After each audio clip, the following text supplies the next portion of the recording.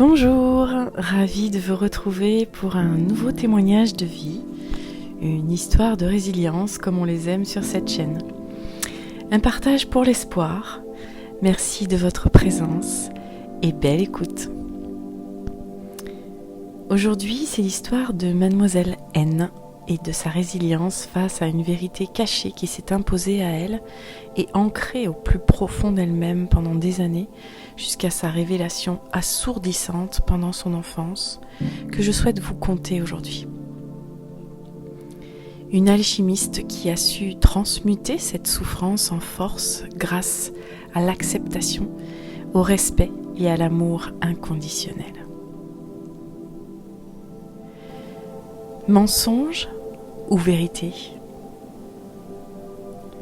Les premières années de vie de Mademoiselle N se passent plutôt bien, malgré des parents qui se séparent assez tôt. Sa maman aimante, qui en a la garde, est assez instable face à la situation monoparentale qui s'impose à elle à ce moment-là. Elle s'éloigne temporairement de Mademoiselle N et la confie quelques mois à sa grand-mère, le temps de retrouver une vie équilibrée. La rencontre d'un nouveau compagnon lui permet ensuite de reconstituer une vie de famille stable et unie. Mais cette vie cache un secret que Mademoiselle N ne va pas tarder à découvrir. Vers l'âge de 7 ans, une scène va particulièrement marquer cette petite fille. Un soir, lors d'un dîner où Mademoiselle N se trouve seule dans la cuisine pour manger son assiette de raviolis que sa maman lui a fait réchauffer quelque temps auparavant, son beau-père, qu'elle apprécie énormément, est avec sa maman dans la pièce d'à côté. Les deux adultes rentrent dans la cuisine pour la rejoindre et se postent tous les deux face à elle sans un mot. Mademoiselle N les regarde, les observe, tout en continuant à manger tranquillement ses raviolis devenus tièdes. Et elle sent tout à coup que le moment qu'elle vit à cet instant dans la peau de cette petite fille de 7 ans dans cette cuisine, face à ces deux adultes qu'elle aime le plus au monde et en qui elle a une confiance inaltérable, elle sait, elle sent que quelque chose se joue là maintenant, quelque chose qui va changer le cours de sa réalité, de sa destinée. Son beau-père la regarde attentivement et très sérieusement, lui qui habituellement ne relâche jamais les traits de son sourire quand il l'observe. Mademoiselle N regarde également cet homme qu'elle aime comme son propre père et qui ce soir ne la fait pas rire, ne la rassure pas. Elle comprend qu'il se passe quelque chose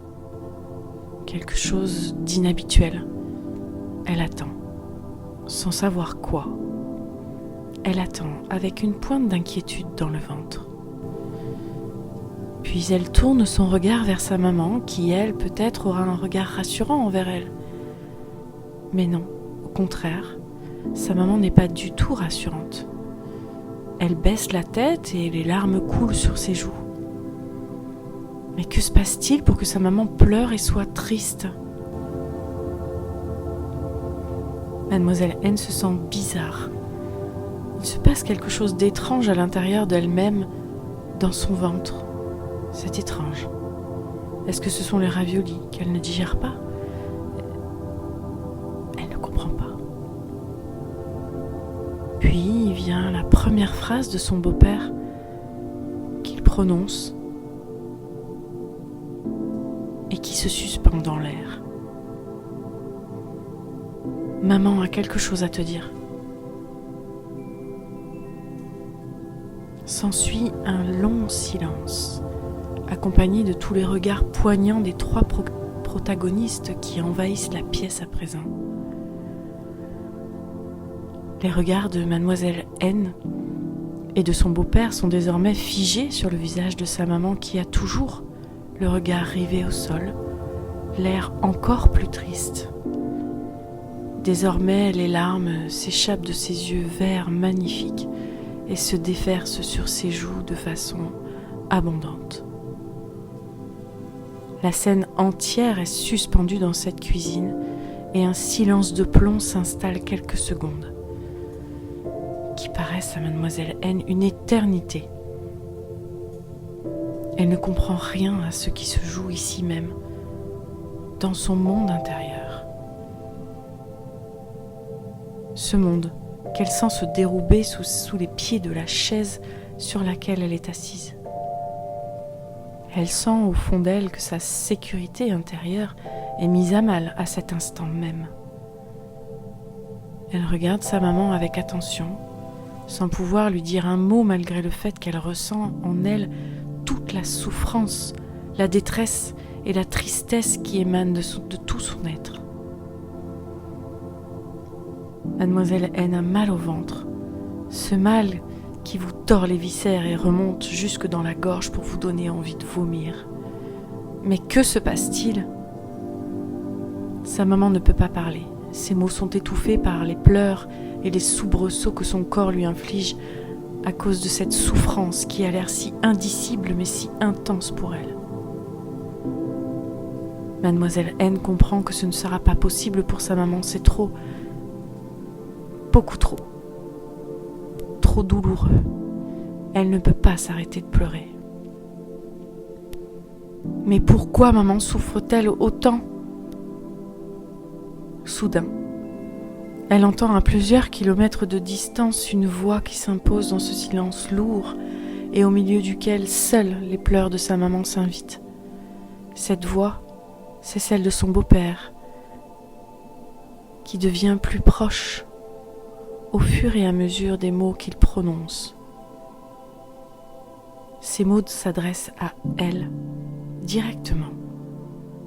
« Écoute ma puce, maman a quelque chose à te dire, mais elle n'y arrive pas, alors je vais le faire à sa place.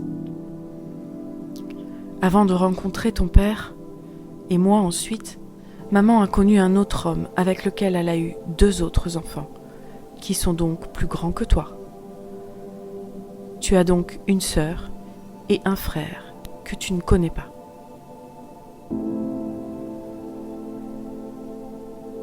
Le silence s'installe de nouveau, mais n'est plus pesant comme avant l'annonce. Il est comme suspendu, hors du temps. Dans cette suspension temporelle, Mademoiselle N distingue visiblement sa mère qui sort de la cuisine, complètement dévastée par le chagrin, et son compagnon qui la suit, sans doute pour la réconforter. La scène est figée pour Mademoiselle N. Elle reste là, seule, avec son innocence, qui vient de s'effriter légèrement, son assiette de raviolis maintenant totalement froid, et cette tourmente intestinale qui s'amplifie encore. Son cerveau ne comprend pas ce qui se passe à cet instant, et dans un élan de suractivité inconsciente, il se met tout à coup à accélérer le mouvement de ses pensées et se pose 1000 questions, qui, elle le sait au fond d'elle, resteront certainement sans réponse. Car la petite fille qu'elle est à ce moment-là dans cette cuisine, pour tout enfant qui veut protéger ses parents de la souffrance et de la tristesse, c'est qu'elle ne posera jamais de questions sur cette histoire qui risquerait de refaire pleurer maman.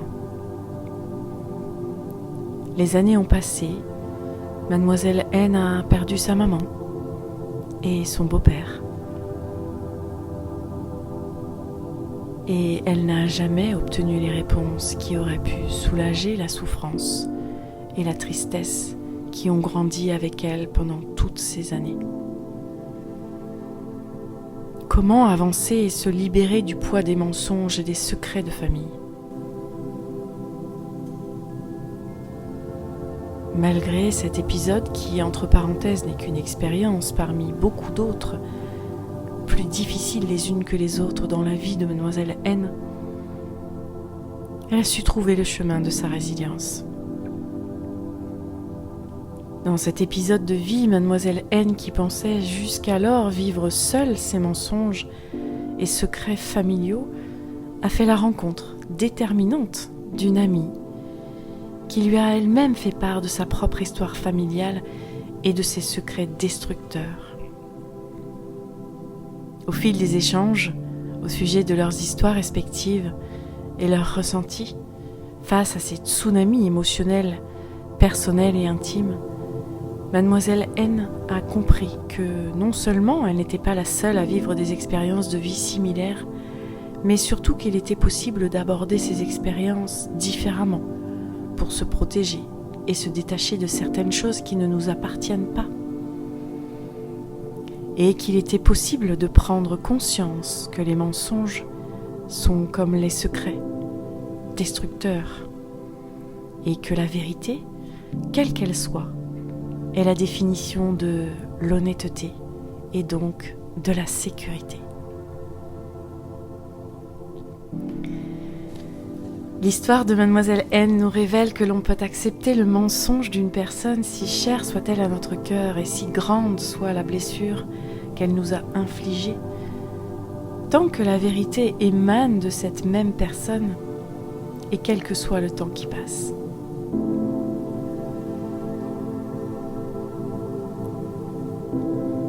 Les conseils de Mademoiselle N.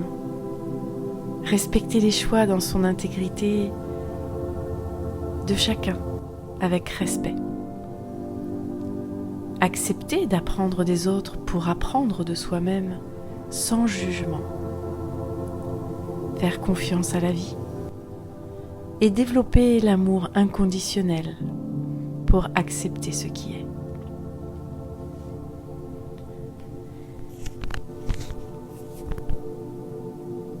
Je remercie infiniment Mademoiselle N pour ce témoignage et cette magnifique résilience et ce magnifique exemple de résilience. Je terminerai par une citation de Maxime Gorky qui résonne parfaitement avec ce témoignage, je trouve. Parfois, le mensonge exprime mieux que la vérité ce qui se passe dans l'âme. Et vous, quel alchimiste êtes-vous ?